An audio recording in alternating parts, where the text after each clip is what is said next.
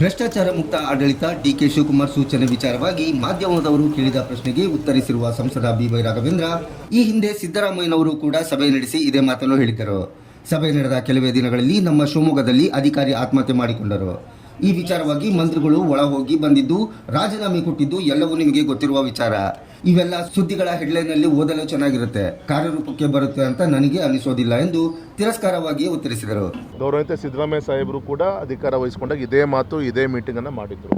ಅದಾಗಿ ತಿಂಗಳಲ್ಲೇ ಒಬ್ಬ ನಮ್ಮ ST ಅಧಿಕಾರಿ ಇದೇ ನಮ್ಮ ಶಿವಮೊಗ್ಗದ ನೇಣು ಹಾಕೊಂಡು ತೀರ್ಕೊಂಡಿದ್ದು ನಿಮ್ಗೆ ಗೊತ್ತಂಥ ವಿಚಾರ. ಮಂತ್ರಿಗಳು ಒಳಗಡೆ ಹೋಗಿ ಬಂದಿದ್ದು ಗೊತ್ತಂಥ ವಿಚಾರ. ರಾಜೀನಾಮೆ ಕೊಟ್ಟಿದ್ದು ಎಲ್ಲರೂ ಕೂಡ ಗೊತ್ತಂಥ ವಿಚಾರ. ಹಾಗಾಗಿ ಇದೇನು ಕೇಳಲಿಕ್ಕೆ ಚೆನ್ನಾಗಿದೆ, ಪೇಪರ್ಲಿ ಹೆಡ್ಲೈನ್ ಓದ್ಲಿಕ್ಕೆ ಚೆನ್ನಾಗಿರುತ್ತೆ, ಇದು ಕಾರ್ಯರೂಪಕ್ಕೆ ಬರುತ್ತೆ ಅಂತ ನನಗೇನು ಅನ್ಸಲ್ಲ.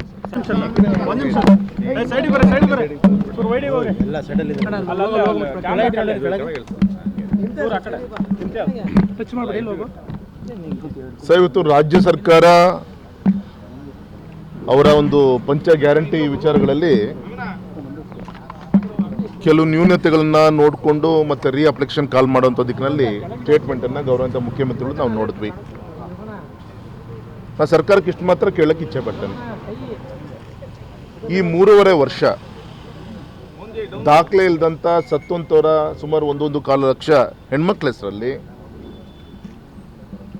ಆ ಗೃಹಲಕ್ಷ್ಮಿ ದುರುಪಯೋಗ ಆಗಿದೆಯಲ್ಲ, ಅದ್ರ ಬಗ್ಗೆ ತನಿಖೆ ಮಾಡಿಸ್ತೀರಾ? ಮತ್ತು ನೀವೇನು ಅವಾಗ ಆಶ್ವಾಸನೆ ಕೊಟ್ಟಿದ್ದೀರಿ ಪಂಚ ಗ್ಯಾರಂಟಿ ಪ್ರತಿಯೊಬ್ಬ ವ್ಯಕ್ತಿ ಕೊಡ್ತೀವಿ ಅಂತ ಹೇಳಿದಿರಲ್ಲ, ಸುಮಾರು 20% 25% ಜನರಿಗೆ ಮಾತ್ರ ತಲುಪ್ತಾ ಇದೆ. ಉದಾಹರಣೆಗೆ ಯುವ ನಿಧಿ, ನಮ್ಮ ಟೋಟಲ್ ನಮ್ಮ ಗ್ರಾಜ್ಯುಯೇಟ್ ಆದಂಥ ಯೂತ್ಸನ್ನು ಲೆಕ್ಕ ತೆಗೆದುಕೊಂಡು ಒಂದು 20-22% ಮಾತ್ರ ತಲುಪ್ತಾ ಇದೆ. ಹಾಗಾಗಿ ಈ ವಿಚಾರದಲ್ಲಿ ಜೊತೆಗೆ ತನಿಖೆಯನ್ನು ಮಾಡಿ ಪರಿಶೀಲನೆ ಮಾಡಿ ಎಲ್ಲರೂ ಕೂಡ ಸಿಗುವಂಥ ಪ್ರಯತ್ನ ಮಾಡಿದ್ರೆ ಜನರಿಗೆ ನ್ಯಾಯ ಕೊಟ್ಟಂಗೆ ಆಗುತ್ತೆ. ಹಾಗಾಗಿ ಕೇವಲ ನಿಮ್ಮದು ಪೊಲಿಟಿಕಲ್ ಸ್ಟೇಟ್ಮೆಂಟಲ್ಲೇ ಈ 3.5 ವರ್ಷ ಕಳೆದಾಯಿತು. ಸಂಪೂರ್ಣವಾಗಿ ಎಲ್ರಿಗೂ ಸಿಗುವಂಥ ರೀತಿಯಲ್ಲಿ ಹೋಮ್ವರ್ಕ್ ಮಾಡಿ ಮತ್ತು ಭ್ರಷ್ಟಾಚಾರ ಏನಾಗಿದೆ ಅದ್ರ ಬಗ್ಗೆ ತನಿಖೆನೂ ಕೂಡ ಮಾಡಿ ಯಾರದಕ್ಕೆ ತಪ್ಪಿತಸ್ಥರಾಗಿದ್ದಾರೆ ಅವ್ರ ಮೇಲೆ ಶಿಕ್ಷೆ ಒಳಪಡಿಸೋದು ಕೂಡ ಸರ್ಕಾರದ ಕರ್ತವ್ಯ. ಅದ್ರ ಬಗ್ಗೆ ಮಾತಾಡ್ತಾ ಇಲ್ಲ ಇವರು ಯಾರು ಕೂಡ. ಸರಿಯಪ್ಪ, ರಿನ್ಯೂವಲ್ ಮಾಡಲಿ, ಅವತ್ತೇ ಚರ್ಚೆ ಆಯಿತು. ಈಗ ಅವರಿಗೆ ಜ್ಞಾನೋದಯ ಆಗಿದೆ ಅನ್ಸುತ್ತೆ. ಇವರಿಗೆ ಅವ್ರಿಗೆ ಯೋಜನೆಯನ್ನು ಜಾರಿ ತರಬೇಕಾದಾಗ ಎಲ್ಲದೂ ಕೂಡ ಯೋಚನೆ ಮಾಡಬೇಕಾಯಿತು. ಈಗ ಡಿಫಿಸಿಟ್ ಬಜೆಟ್ ಆದಮೇಲೆ ಈಗ ಈ ರೀತಿಯಂಥ ಒಂದು ಚಿಂತನೆಗಳು ಏನು ಮಾಡ್ತಿದ್ದಾರೆ, ಹೀಗೆ ಒಟ್ಟು ದಿನಗಳು ಕಳೀತಾ ಇದ್ದಾರೆ. ಏನೋ ಒಂದು ಬದಲಾವಣೆಯನ್ನು ಈ ಒಂದು ವರ್ಷದಲ್ಲಾದರೂ ಕೂಡ ಡಿ ಕೆ ಸಾಹೇಬ್ರ ನೇತೃತ್ವದಲ್ಲಿ ನೋಡ್ಬೋದು ಅಂತ ನಾವೆಲ್ಲರೂ ಕೂಡ ನಿರೀಕ್ಷೆ ಇಟ್ಕೊಂಡಿದ್ದಾರೆ.